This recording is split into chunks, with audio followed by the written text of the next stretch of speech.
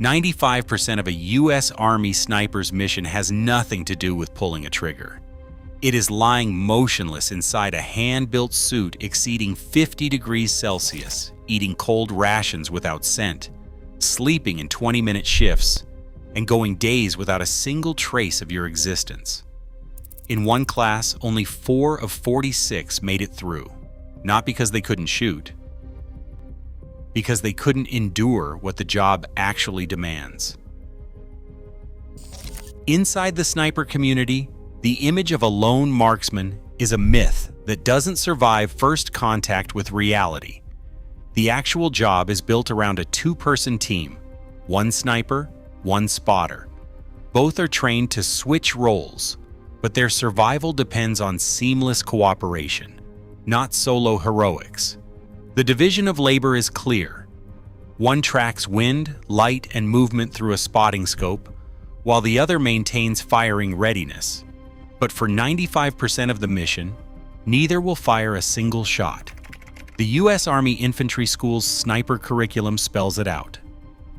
Nearly all training hours are spent on fieldcraft, observation, and reporting. Marksmanship is important, but it's a small slice of the course, occupying just a single phase at the end. The rest is spent learning to build hides, estimate range, and blend into the environment for hours or days on end. One instructor puts it bluntly, the job is 95% observing and reporting, with 5% shooting. This isn't just a teaching point. After-action reports from Afghanistan and Iraq show that, on average, more than 3.5 hours are spent watching, listening, and relaying information for every few minutes of actual engagement. The spotter records every variable, distance, wind, humidity, even the angle of the sun, while the shooter remains silent, motionless, and ready. It's a constant relay of data, patience, and discipline. The sniper team's strength lies in this partnership. Each man's exhaustion, hunger, and fear are checked by the other's vigilance. There are no lone wolves here, just 2 soldiers locked into a cycle of observation and endurance, where missing a detail or breaking the silence can mean mission failure or death. The trigger pull is a fraction of the job. The real test is everything that comes before it. Every ghillie suit starts as a blank canvas, but the final product is anything but standard issue. Each improved ghillie system, or IGS, is built by hand, layer by painstaking layer. The process begins with a lightweight frame cut to match the sniper's own body, often using carbon fiber rods or PVC pipe. Over that, a thick batting of synthetic fleece or cotton is stuffed in, adding bulk without making the suit too heavy. The weight tops out at around 6 kilograms, just under the Army's limit, but still enough to feel like a loaded pack after hours in the field. The next step is the outer shell. Strips of burlap, netting, or ripstop nylon are dyed, shredded, and stitched to the frame. Some are coated in matte spray to kill any shine. But the real camouflage comes from what the sniper finds on site. Grasses, leaves, and twigs, harvested just hours before, are glued and tied on, transforming the suit into a living part of the landscape. This foliage must be replaced every few hours, as wilting plants give off the wrong scent and start to stand out in the sun. Inside the suit, the story changes from craft to survival. The suit acts like a personal oven. Army tests at Natick recorded internal temperatures soaring above 50 degrees Celsius, over 120 degrees Fahrenheit, after less than an hour of motionless concealment in summer heat. The air inside grows heavy, sweat pools, and every breath feels thick. To buy relief, soldiers slip phase-change cooling packs under the torso padding. These packs can lower the temperature by 2 to 3 degrees, but the effect is short-lived. Once the packs melt, the heat returns, relentless. The cost of perfect camouflage is paid in sweat, dehydration, and the constant threat of heat illness. For a sniper, the ghillie suit is both shield and tormentor, essential for survival, but unforgiving in its demands. Local vegetation isn't just for show, it's the difference between blending in and being spotted. Before sunrise, snipers move through the grass with a quiet-cut blade, clipping stems and leaves from the surrounding terrain. Each handful is stuffed into mesh pouches, chosen for color, shape, and how well it matches the light. The work is silent, methodical. Every added sprig must hide the suit's outline, but fresh greens wilt fast in the heat. Within 90 minutes, leaves lose their stiffness, turning limp and dull, their scent changing with the sun. Wilting plants become a giveaway, so the team must swap them out every 2 to 4 hours, even sooner in dry climates. This cycle never ends. Harvest, attach, replace, sometimes 6 or more times in a single day. The process demands patience and discipline. Snipers crouch low, snapping in new tufts using the suit's modular loops, always careful to avoid sudden movements or unnatural patterns.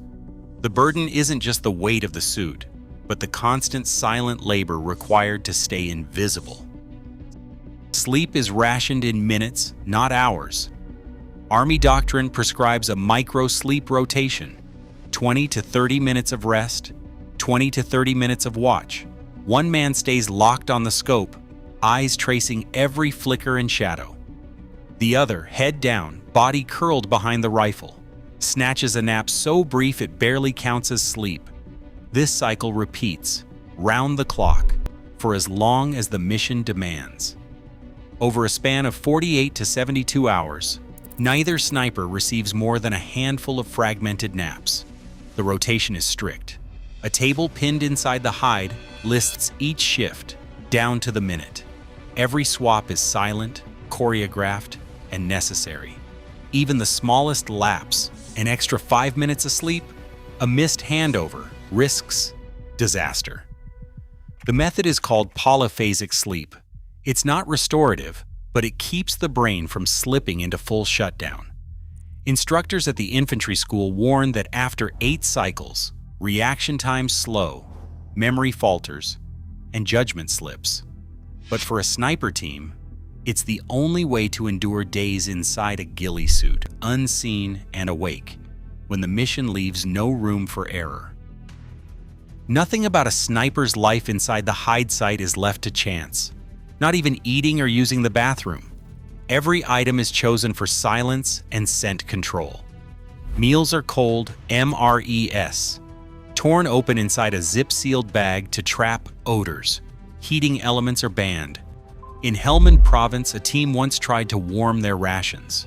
The faint smell of burnt sugar drifted out, and a patrol dog caught the scent. The enemy was alerted, and the mission ended in a firefight and a forced retreat. That story is now doctrine. No heaters, ever. Hydration is just as calculated. Water is stored in a dull plastic Gatorade bottle, tucked into the suit or a hollow log, angled to avoid catching the light. When nature calls, urine goes into a wide-mouth polymer bottle lined with activated carbon. Solid waste is double-bagged, sealed, and buried at least 30 centimeters down, then covered with burnt vegetation to mask the scent from dogs. Every trace of human presence must vanish. The smallest mistake, a stray wrapper, a whiff of food, a shallow grave, can bring disaster. These routines are drilled until they're automatic, because the cost of failure isn't just mission loss, it's exposure, pursuit, and sometimes death. Survival means mastering discomfort, obeying rules that no one outside the sniper world ever thinks about. Every candidate who steps onto the firing line at sniper school faces the same silent test, but the real gatekeeper isn't the rifle, it's the mind. Before anyone touches a scope, the psychological aptitude test, or PAT, screens out those who can't endure pressure or isolation. Scoring at least 85% is the baseline, but that's just the first hurdle. Instructors say success here is 90% mental. The numbers back it up. Only about half make it through, with pass rates hovering between 48 and 52%. In one infamous class, 46 started. Only 4 finished. The rifle skills matter, but the mind is the filter. Most who fail because they can't outlast themselves. Carlos Hathcock's 7-day crawl through the Vietnamese jungle stands as the ultimate test of sniper endurance. In 1967, Hathcock spent 4 days inching forward on his belly, covering 1,500 yards of open ground, never rising above the grass line. Heat pressed in from above and below, sweat soaking his uniform. Every movement measured in inches. At one point, he froze as a pit viper coiled beneath a log inches from his face.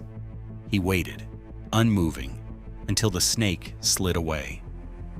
For days, Hathcock rationed sips of water from a bottle hidden in a hollow log, risking dehydration rather than reveal his position. On the 7th day, he finally took his shot, 700 yards, 1 round, target down, then spent 3 more days exfiltrating through enemy lines. His patience and discipline are still the standard by which all modern snipers are measured. Thermal sensors and drones have rewritten the rules of concealment. Army labs have pushed out new phase-change thermal mask fabric, cutting infrared signatures by 30% in field tests. Acoustic mats now line the hide, dampening the faintest shift of gear when a drone's rotors pass overhead. The latest doctrine, stamped DOTM 2024-07, orders every sniper candidate to train against UAV sweeps. A TRADOC planner's memo, circulated in early 2024, warns, stealth is no longer just about blending in. Now it's about surviving in a world where machines hunt heat, movement, and sound. The future of sniper work is a contest of adaptation, not just endurance. Today, the myth endures, but the reality is harsher. Only 4 of 46 passed the last sniper school, outlasting heat, hunger, and relentless surveillance. Drones and thermal optics close in, yet mental endurance remains the final shield. The battlefield's deadliest skill isn't marksmanship, it's the will to disappear. Share your thoughts below.